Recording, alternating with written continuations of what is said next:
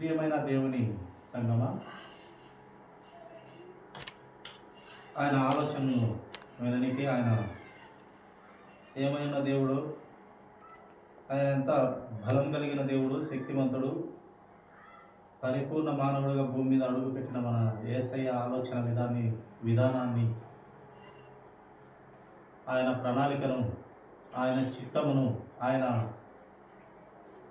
ప్రతి ఆలోచన ఒక్కొక్క భక్తునిలో ఒక్కొక్క ఆలోచనతో ఆయన నడుపుతూ ప్రతి ఒక్కరికి మాదిరిగా పెడుతూ వచ్చినటువంటి ఆ గొప్ప దేవునికి మనము స్తుతులు స్తోత్రాలు చెల్లించుకుంటూ దివ్య గ్రంథంలో నుండి ఆయన మాట్లాడినటువంటి మాటలను బట్టి మనము ఆనందించుతూ దేవుని సత్యములో అనగా ఆయన వాక్యపు వెలుగుల్లో మనము బ్రతుకుటకు దేవుడు కృప చూపించుగాక. అందరికీ అటు స్థితిలో దేవుడు బుద్ధి, జ్ఞానము, వివేచన, పరిశుద్ధ ఆత్మ దేవుని ఆత్మసహాయం ప్రతి బిడ్డకు అందించి చేరువచ్చిన వినిచున్న అందరికీ ప్రభునామం హృదయపూర్వక నేను వందనాలు మరొకసారి తెలియపరుచుకుంటున్నాను. గ్రంథంలో నుండి మరొకసారి యొక్క మాట మనము చదువుకున్నాము. మత్తయి సువార్త 24వ అధ్యాయం 35వ వచనము మరొకసారి చదివినట్లయితే ఆయన ఏమై ఉన్న దేవుడు ఏమి ఉడాయించినాడో మనం ధ్యానిస్తామండి. ఆకాశమును భూమియు గతించును గాని నా మాటలు ఏమాత్రము గతింపవు. ఈ ఆకాశము భూమి గతిస్తుంది కంపల్సరిగా, కానీ నేను ఏమి మాట్లాడినానో, ఏమి వ్రాయించినానో భక్తుల ద్వారా కానీ, ప్రవక్తల ద్వారా కానీ, నా నోటి మాటలే కానీ, ఏది చెప్పానో అది ఒక సున్నా అయినా ఒక పొల్లు అయినా తప్పిపోదు అని మన యేసుక్రీస్తు ప్రభు వారు గొప్పదైనటువంటి మాట వాగ్దానము మనకు ఇచ్చి ఉన్నాడు. ఎందుకంటే ఈ ఒక మాటను నమ్మితే చాలు, మనము ఆయనను నమ్మనికి, విశ్వసించనికి. ఎందుకంటే ఒక సమయం ఇదైనా గతిస్తుంది, ఖచ్చితంగా భూమి ఆకాశం గతించిపోనని చెప్పినాడు. ఇది గతించినా గతిస్తుంది, కానీ నా మాటలు అయితే నెరవేరుతాయి అని వాగ్దానం చేసినటువంటి దేవుడు ఎలాంటి వాడు అంటే నమ్మదగిన దేవుడు. ఆయన మాట ఇచ్చి తప్పినట్టుగా బైబిల్ గ్రంథంలో ఎక్కడనూ లేదు. యేసుక్రీస్తు ప్రభు వారు మాట ఇచ్చి తప్పినట్టుగా ఎక్కడ గ్రంథంలో లేదు ప్రియుల. అయితే మనస్సు మారి నినివే పట్టణమును ఒకసారి దేవుడు మాట ఇచ్చి మళ్ళీ ఆ మాటను వెనక్కి తీసుకున్నాడు. ఏంది ఆ మాట అంటే, నినివే పట్టణస్థులను వారి పాపాలను బట్టి, వారి వ్యభిచారమును బట్టి ఆ యొక్క ప్రదేశము, ఆ ప్రాంతము, వారి పాపాన్ని బట్టి దేవుడు ఇంకా నాశనం చేస్తానని ఒక ప్రవక్తను పంపించి ఖచ్చితంగా నాశనం చేస్తాను, పోయి హెచ్చరించు అని వాగ్దానం చేసినాడు. కానీ మళ్ళీ ఏం జరిగిందంటే, ప్రవక్త పోయి చెప్పటం ద్వారా వారిలో భయము, వణుకు, పాపము వలనటువంటి భీతి వారిలో కలిగి ఆ దేశపు రాజు పశువులు సైతం ఒక్క పొద్దుండి అనగా ఉపవాసం ఉండి ప్రార్థన చేసినారు. ఒక్క పొద్దుండి పశువులు కూడా ఒక్క పొద్దుండి దేవుణ్ణి, ఆ దేశ రాజు సైతం, ప్రజలందరూ సైతం మోకాల నుండి ప్రార్థన చేసినప్పుడు దేవుడు ఆ పట్టణాన్ని నాశనం చేస్తానని చెప్పినటువంటి దేవుడు వారిలో మార్పును చూసి దేవుడు ఏం చేసినాడు, ఆ పట్టణాన్ని వదిలేసినాడు. ఆ పట్టణాన్ని కృపతో నింపేసినాడు, కరుణించినాడు, పట్టణాన్ని నాశనం చేయలేదు. కనుక ఆయన ఒక మారు మనసు కలిగి పాప క్షమాపణ నిమిత్తము తగ్గించబడితే, ఆయన నువ్వు నాశనమైపోతావని చెప్పినా కూడా తగ్గించబడినట్లయితే ఆయన ఎవరినైనా, ఆ పట్టణాన్ని కాదు ప్రతి మనిషిని కూడా ఆయన హక్కున చేర్చుకొని రక్షణ ఇచ్చి పరిశుభ్రత ఇచ్చి ఆయన రాజ్యంలో తల ఎత్తుకొని గుండలుగా నిలబెట్టే దేవుడు మనకు పరమందున్నాడు. మార్పు కలిగి నన్ను క్షమించు తండ్రి అంటే ఆయన క్షమిస్తాడు. ఆయన ఆ విషయంలో ఆయన మాట తప్పచ్చు. ఏ విషయంలో? ప్రభువా నేను నా పాపములు క్షమించు అని ఆ మాటలో అయితే ఆయన క్షమిస్తాడు. కానీ ఇంకా వేరే ఏ మాట వాగ్దానం చేసినా అన్ని నెరవేర్చిన దేవుడుగా మనం చూస్తాం. అందుకే ఆ యొక్క నినివే పట్టణంలో యోనా అనే ప్రవక్తను పంపి ప్రవక్త అంటాడు, నీవు కృపగలిగిన దేవుడవు కనుక నాకు తెలిసే కనుక నీవు నినివే పట్టణానికి వెళ్ళు అంటే నేను తార్షీషుకు వెళ్ళాను. నీవు నాకు తెలుసయ్యా, నీ గుణగణాలు నాకు తెలుసు, నీ ఆలోచన విధానం నాకు తెలుసు. నువ్వు ఎప్పటికైనా క్షమించే దేవుడవు, నీవు రక్షించే దేవుడు. ఒక్కపారి వారి మనసు మారి ప్రాధేయపడితే, పశ్చాత్తాపడితే నీవు క్షమించగలిగిన దేవుడవని నాకు తెలుసు, వారిని క్షమిస్తావని తెలిసే నేను ఆ నినివే పట్టణానికి వెళ్ళకుండా ఇక్కడ వేరే దారికి వెళ్ళాను. అందుకోసం నేను ఇక్కడ వెళ్ళాను అని ఆ మహాభక్తుడైనటువంటి యోనా, ఆ దేవుని గుణగణాలు ఎరిగిన మహాభక్తుడు దేవునికి గొప్పదైన మాట చెప్పడం మనం గ్రంథంలో చూస్తాం ప్రియుల. కనుక ఆయన మారు మనసు కలిగి, అయ్యా నేను పాపిని, నా పాపం క్షమించు అంటే ఆ విషయంలో ఆయన ఒక్క క్షణం అంటే క్షణం లేట్ చేయక ఆయన రక్షించే దేవుడుగా, కృపగలిగిన దేవుడుగా మనం చూస్తాము. ఆయన వరమిచ్చే దేవుడుగా, బహుమానం ఇచ్చే దేవుడుగా, వాగ్దానాన్ని నెరవేర్చే దేవుడుగా మనకు గ్రంథంలో కనపడతాడు ప్రియుల. ఇంకా ఆయన ఎలాంటి గొప్పదైన మనసున్న దేవుడు మనం కొన్ని మాటలుగా గ్రంథంలో పరిశీలిస్తామండి. తిమోతికి రాసిన 2వ పత్రిక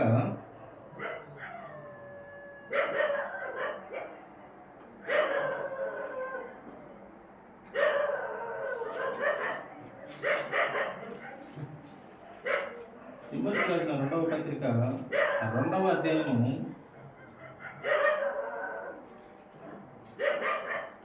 11వ వచనము చదువుదామండి. ఈ మాట నమ్మదగినది ఏదనగా మనం ఆయనతో కూడా చనిపోయిన వారమైతే ఆయనతో కూడా బ్రతుకుదుము. చూడండి పిల్లలు, ఎంత విలువైన మాట, ఎంత శక్తివంతమైన మాట అంటే పరిశుద్ధాత్మ దేవుడు తెలియపరుస్తున్నాడు. ఏమని తెలియపరుస్తున్నాడంటే, దేవుని సంగమా, ఈ మాట నమ్మదగినది ఏదనగా మనము ఆయనతో కూడా చనిపోయిన వారమైతే, క్రీస్తును ధరించుకొని మనము కూడా క్రీస్తు చనిపోయి తిరిగి దేవుని కుమారుడు కనుక తిరిగి లేపబడినాడు కనుక మనము కూడా ఆయనతో చనిపోయిన వారిగా బాప్తీసం తీసుకొని మన పాపాలను విడిచిపెట్టి ఒక పాలి చనిపోయి క్రొత్త జీవితం, క్రొత్త నూతన సృష్టి క్రీస్తులో బ్రతుకుతున్నామని మనము కూడా అట్టి స్థితిలో మనం ఉన్నట్లయితే మనం మళ్ళీ బ్రతుకుతాము.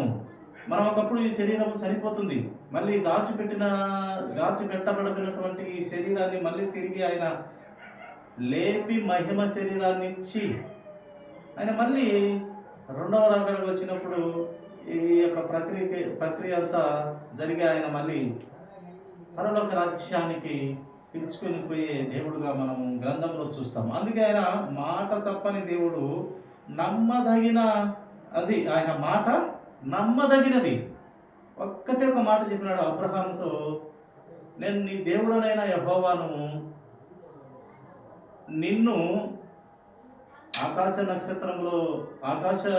నక్షత్రముల వలె, సముద్రపు అచ్చుల విస్కరేణుల వలె నీ కుటుంబాన్ని ఆశీర్వదిస్తాను. నీ ద్వారానే రాజులు నీ వంశంలోనే వస్తారు, నీ వంశంలోని ప్రతి మనిషి వస్తారు అంటూ ఆయన దీవిస్తూ ఒకే ఒక మాట చెప్పినాడు. ఆ మాటను ఆయన నమ్మినాడు కనుక, అది నీతిగా అనిపించింది కనుక ఆయన నమ్మినాడు కనుక, ఆయన అటు విశ్వాసం కలిగినాడు కనుక ఆయన విశ్వాసాలకు తండ్రి అయినాడు అబ్రహాం.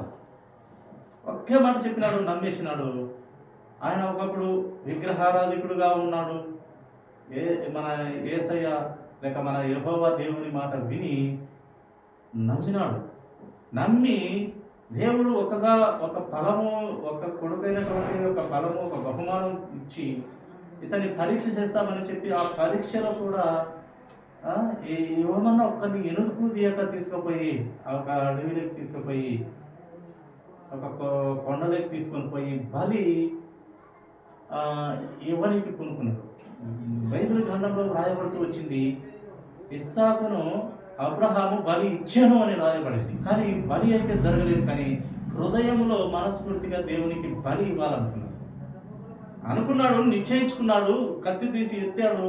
పొడవబోయే సమయానికి దేవుడు అబ్రహామా అబ్రహామా అబ్రహామా ఆగు ఆగు ఆగు, నిన్ను పరీక్షించుటకే ఈ యొక్క కార్యము, ఈ యొక్క పని నిన్ను పరీక్షించడానికే. అదవో ఆ యొక్క పదలో పొట్టేలు కొమ్ములతో తిరిగి దాన్ని బట్టి బలివు అతన్ని కాదు బలి ఇవ్వాల్సింది. అతన్ని భరించినంత మాత్రాన లోకాన్ని నేను రక్షించుకోలేను. ఈ భూ ప్రపంచాన్ని నేను, ఈ భూమి మీద పుట్టిన ప్రతి మనిషిని రక్షించుకోవాలంటే నీ కుమారుని కాదు ఇవ్వాల్సింది, నా కుమారుని యేసు క్రీస్తును బలి ఇవ్వాలి. ఆ రక్తముతో ప్రపంచంలో పుట్టిన ప్రతి మనిషిని కాపాడుకోవాలనుకున్నాను అని ఆ బలి అక్కడితో ఆపినాడు. నమ్మినాడు అబ్రహాము ప్రియుల. కనుక ఆయన మాట నమ్మదగినది. ఆయన మాట కేవలము నమ్మదగిన వాడు, నమ్మదగిన దేవుడు. అట్టి దేవునిలో మనము కూడా ఉన్నట్లయితే చనిపోయినప్పటికీ మనము బ్రతికే బిడ్డలము అని గ్రంథము మనకు తెలియపరుస్తూ ఉంది ప్రియుల. 13వ వచనం కూడా మాట చదువుదాం. మనము నమ్మదగని వారమైనను ఆయన నమ్మదగిన వాడుగా ఉండును. చూడండి ప్రియుల, ఎంత గొప్ప మాట. మనమైతే నమ్మదగిన వారిని కాదంటారు. మనం చూస్తుంటాం, ఒక్కొక్కరు ఇది ఇస్తామని చెప్తారు, లేక వడ్డీకనో లేక మాట ఇస్తుంటారు, కానీ ఈజీగా మాటను మళ్ళీ తప్పేస్తూ ఉంటారు. ఆ కాలంలో రాజులు మాట ఇచ్చినారంటే తలను కూడా ఇచ్చేవారు ఉన్నారు. ఆ కాలంలో శిబి చక్రవర్తి మాట కోసం తన తొడను కోసి, ఆ శరీరాన్ని కోసి ఇచ్చిన మాట తప్పని రాజులను చూస్తాము. బైబిల్ గ్రంథంలో కూడా మన మహా భక్తులు మాట తప్పని వారు చాలా మంది ఉన్నారు. ఆ మాటకు అంత విలువ, ప్రాణం పైన పర్వాలేదు, మాట తప్పకూడదు అనే ఆలోచన ఆ కాలంలో రాజుల్లో కూడా బాగా ఉండేది ప్రియుల. కనుక మనమైతే నమ్మదగిన వారినైతే కాదంట. మనిషి నమ్మదగిన వాడైతే కాదు, కానీ మనిషిగా పుట్టిన మన యేసు క్రీస్తు ప్రభు వారు పరిపూర్ణ మానవుడుగా నమ్మదగిన దేవుడు. ఆయన నమ్మదగిన వాడు ఆయన మాత్రమే, మనము కాదు ప్రియుల. మనమైతే నమ్మదగిన వారము కాదు, కానీ నమ్మదగిన వారుగా ఆయన ఉన్నాడు. ఆయన తన స్వభావమునకు అంట విరోధముగా ఏది చేయలేడు. మన యేసుక్రీస్తు ప్రభు వారు చెప్తూ ఉన్నారు, ఆయన స్వభావానికి, పరిశుద్ధాత్మ దేవుడు వ్రాయించిన మాట, ఆయన స్వభావానికి ఏది విరుద్ధంగా అయితే చేయడంట. అంటే ఆయన స్వభావంలో ఏమున్నాయి? కేవలము కోట్ల మంచి లక్షణములు మాత్రమే ఉన్నవి. ఆయన స్వభావంలో కేవలము మంచి లక్షణములే ఉంటాయి ఆయన కాడ. ఆ మంచి లక్షణములకు వ్యతిరేకంగా ఆయన చెడు లక్షణం అనే ఆలోచనలో ఆయనలో ఉండదు. ఆయన స్వభావానికి విరుద్ధంగా ఏ పని ఆయన చేయడు. అంటే మంచి లక్షణములు కలిగిన దేవుడు మంచి లక్షణములే చేయగలిగిన సమర్థుడైన, శక్తివంతుడైన మన ప్రభువుగా మనము గ్రంథంలోనే గమనిస్తూ ఉన్నాం.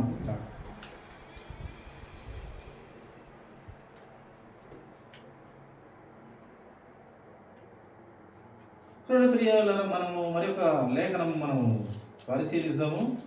హెబ్రీయులకు రాసినటువంటి పత్రిక 4వ అధ్యాయము 12 మాట చూస్తాము.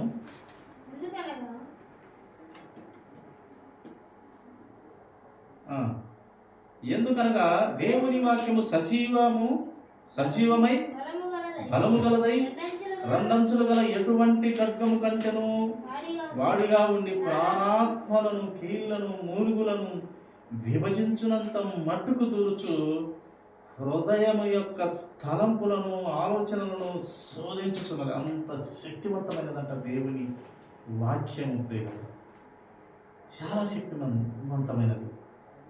ఈ లోకంలో మనం రోగంతో ఒక ట్యాబ్లెట్ కానీ ఒక ఇంజక్షన్ కానీ వేసుకుంటే అది నరాలకి అక్కడిక్కడ పోయి ఆ రోగం అయితే నయం చేస్తుంది, కానీ దేవుని వాక్యం అలా కాదంట. అది ఎముకల మూలుగుల్లో కూడా పోయి హృదయం యొక్క తలంపుల్లోకి, ఆలోచనలకు పోయి పరిశోధిస్తుందంట. పిల్లల దేవుని వాక్యం, ఆయన వాక్కు, ఆయన మాట, ఆయన అలాంటి దేవుడు. ఆయన వాక్యం చాలా శక్తి కలదు. అందుకే దేవుడు వాక్యము ఉండెను, ఆది యందు వాక్యం ఉండెను, వాక్యము దేవుని యొద్ద ఉండెను, ఆ దేవుడే వాక్యమై ఉండెను. అదే దేవుడైన వాక్యము శరీరధారిగా భూమి మీద అడుగు పెట్టెను. అది ఈ వాక్యానికి ఉన్నటువంటి శక్తి. ప్రియుల,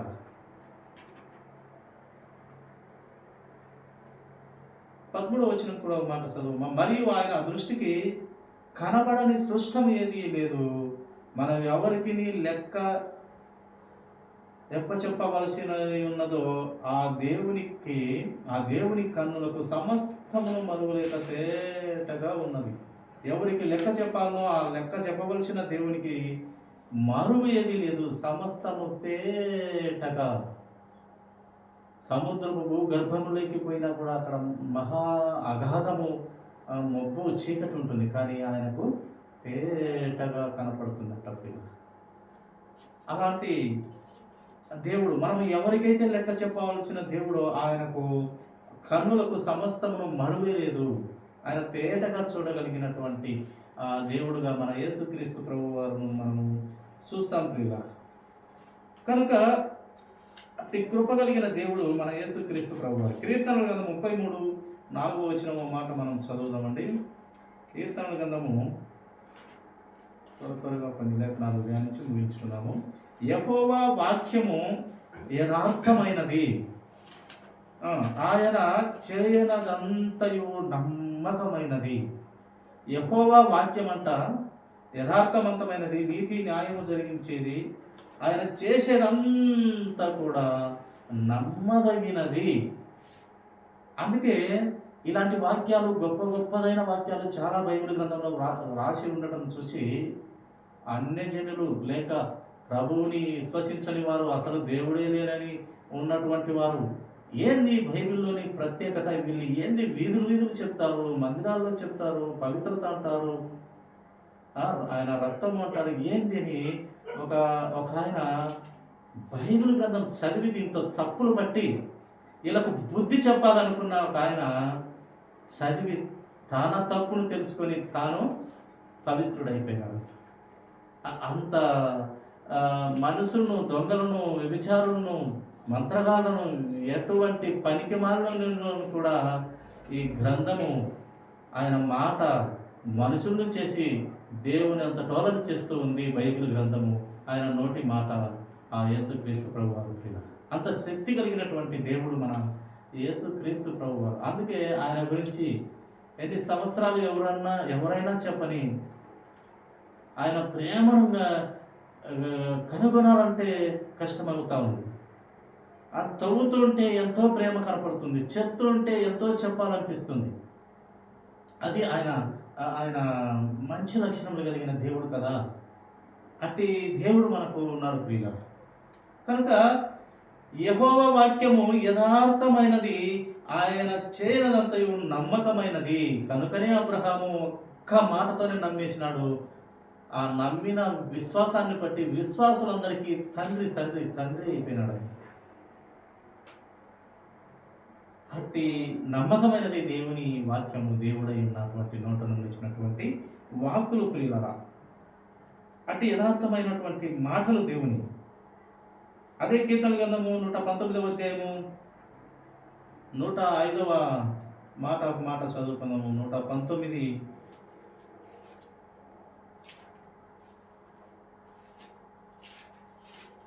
105వ మాటగా ఒక మాట చదువు.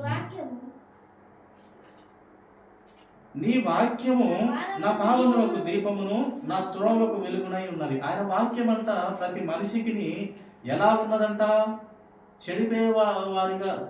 చెడిపోయే వ్యక్తిగా తయారు చేస్తుందా దేవుని వాక్యము? ఆయన వాక్యము భక్తుడు తెలియపరుస్తున్నాడు. నీ వాక్యము నా పాదములకు దీపము. దిక్కు తెలియని చీకట్లో నేను ఉన్నప్పుడు నా అడుగు తీసి అడుగు పెట్టే ఆ, వెలుగుగా నీ వాక్యము నన్ను నడిపించును. దీపము నా పాదములకు, చీకటైన నా బ్రతుకుల్లో ఒక వెలుగుగా అడుగు వేయుటకు, ధైర్యంగా అడుగు వేయుటకు వెలుగయ్యా నీ వాక్యము. నీ నా త్రోవకు వెలుగునై ఉన్నది నీ వాక్యము. నేను నడిచే ప్రతి తీరు, నా ఆలోచన విధానము వెలుగై ఉన్నది నీ వాక్యము. మాకు దీపము నీ వాక్యము. నేను సరి అయిన మార్గంలో నడవగలను నీ వాక్యాన్ని బట్టి, నీ సత్యాన్ని బట్టి, నీ ప్రేమను బట్టి, నీ ఆలోచన విధానాన్ని బట్టి నేను ఎలా బ్రతకాలో ఈ భూమి మీద నాకు నేర్పించుచున్నావు. ఎంత క్రమంలో బ్రతకాలో నాకు నీ వాక్యం ద్వారా నడిపిస్తున్నావయ్యా అని భక్తుడు మనకు తెలియపరుస్తూ ఉన్నాడు ప్రియ. ఆ భక్తుడే కాదు, ప్రతి మనిషి, భూమి మీద పుట్టినటువంటి ప్రతి మనిషి బైబిల్ గ్రంథము ద్వారా కట్టబడతాడు, దిద్దబడతాడు, నిలబడతాడు, సత్యంలో మెట్టుకు మెట్టు ఎదుగుతూ ఉంటాడు. అట్టి గ్రంథము మనకు దేవుడు బహుకరించినాడు. ఈ గొప్ప గ్రంథాన్ని. ఇది పరలోకము రాజ్యం నుండి వచ్చినటువంటి గ్రంథం. ఈ లోక సంబంధమైన గ్రంథం కాదు. దేవుని ఆలోచన బయలుపడినటువంటి ఆయన మాటలే ఈ గ్రంథం ప్రియులారా. 140వ వచనం కూడా ఒక మాట చదవమా. అధ్యాయము. నీ మాట భక్తుడు తెలియపరుస్తున్నాడు. ప్రియ సహోదరి సహోదరుడా, నీ మాట మిక్కిలి స్వచ్ఛమైనది, అది నీ సేవకునికి ప్రియమైనది. ఆయన మాట అంట స్వచ్ఛమైనది, మిక్కిలి స్వచ్ఛమైనది, సేవకునికంట ప్రియమైనది అంట ప్రియుల. అందుకే సేవకులు కానివ్వండి, దేవుని ప్రేమించినటువంటి వారు ఆయన రోజుకు ఒక మాట అయినా ఎవరికొకరికి చెప్పండి వాళ్ళు ఉండరు. ఎవరు ఉండరు? విశ్వాసంలో బలంగా నమ్మినటువంటి వారు ఏదో ఒక సమయంలో, ఒక రోజులో ఏదో ఒక దేవుని మాట చదవండి కానీ, చదివినదాన్ని విన్నదాన్ని ఒకరికి చెప్పకుండా ఉండలేరట. అందుకే బహు ప్రియమైనది కనుక అలా సేవకులు కానివ్వండి, ఆయనను ప్రేమించిన ప్రతి బిడ్డ కానివ్వండి, అలాగా దేవుని ప్రేమను బయలుపరుస్తూ ఉంటారు. ఆయన శిలువ సువార్తను ప్రకటిస్తూ ఉంటారు. ఆయన కలువరి శిలువలో ఆయన ప్రతి కష్టాన్ని తెలియపరుస్తూ ఉంటారు. ఎవరి కోసం? ఇదంతా మనందరి కోసమే. మనము అక్కడ పాపం చేసిన వారి మనమైతే అక్కడ ఆ శిక్ష మనది, కానీ మన ప్రభు వేసుకున్నాడు. ఆ శిక్ష శాపంగా ఆయన అయిపోయినాడు. ఆయన నలగొట్టబడ్డాడు. ఆయన వీపంతా దున్నబడత వచ్చింది. ఆయన తలకు ముళ్ళ కిరీటం పెట్టింది. ముఖం మీద ఉమ్మి వేసినారు, పిడిగుద్దులు గుద్దారు. ఆ యొక్క కొరడాలతో వీపంతా చేసినాడు, కాళ్ళతో చేతులతో అన్నారు. ఆ యెరూషలేము పట్టణంలో అంతా ఈడ్చుకుంటూ కొట్టుకొచ్చినాడు. ఏ పాపం చేయలే పాపం. ఆయన మన కోసం ఆయన చనిపోయినాడు. దేవుని కుమారుడు కనుక, లేఖనము నెరవేరబడాలి కనుక, ప్రవచనం ఇచ్చిన దేవుని మాట నెరవేర్చాలి కనుక, దేవుని కుమారుడు కనుక, మరణాన్ని జయించిన దేవుడుగా యేసుక్రీస్తు ప్రభువారు 3వ దినాన బండను పెకలించుకొని బయటికి వచ్చింది. 40 దినాలు ఆయన మళ్ళీ చక్కని బోధ చేసి తిరిగి వెళుతూ నేను వెళ్తున్నాను, ఇంకా మిమ్మల్ని నా మాటలతో సర్వసత్యమైన క్రీస్తును ఇంకా పరిచయం చేసే ఒక వ్యక్తిని పంపిస్తాను, పరిశుద్ధాత్మ దేవుని పంపించి మీ హృదయాల్లోనికే పంపిస్తానని ఆయన వెళ్ళి పరిశుద్ధాత్మ దేవుని మన హృదయంలోనే తిష్ట వేసేలాగా దేవుడు కృప వెంబడి కృప ఇచ్చే వరాన్ని మనకు, పరిశుద్ధాత్మ దేవుని మనకు ఇప్పుడు ఇచ్చినాడు ప్రియుల. కనుక అంత శక్తివంతమైన దేవుడు మన యేసుక్రీస్తు ప్రభువారు. ఆయన మాటలు స్వచ్ఛమైనటువంటి ప్రియులారు. అలాగనే లేఖనం చూస్తే చాలా మనం గమనించగలము. ఆయన మాటలు స్వచ్ఛమైనటివి. ఆయన మాటలు స్వస్థపరిచే మాటలు. ఎంతమందిని స్వస్థపరిచారు. గుంపులు యేసుప్రభు వారు వస్తున్నారంటే వీధంట లేదా పట్టణం అంతా పట్టేది కాదంట. ఎవరితో? అనారోగ్యంతో ఉన్న వాళ్ళంతా ఆయన పట్టుకుంటే స్వస్థత అంట, ఆయన వస్త్రం ముట్టుకుంటే స్వస్థత అంట, ఆయన చూస్తే స్వస్థత అంట అని ఎక్కడ కూడా ఉండే రోగులంతా ఆయన వెనకాల ఉండి అందరినీ ఆయన స్వస్థపరిచే దేవుడుగా, ఆయన మాట నోట్లో నుంచి వచ్చిందంటే స్వస్థత,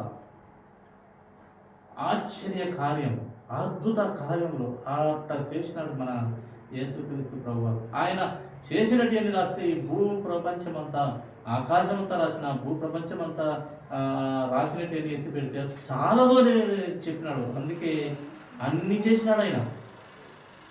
చాలా మన మనిషి మేధాశక్తికి ఎంత అవసరమో అంత గ్రంథంలో వ్రాయించి ఇంకా చేసినటివి వ్రాయలేదు దేవుడు. ఇంకా ఈ మాత్రం చాలు నరునికి అని ఆ కొంచెం రాసినాడు గ్రంథంలో.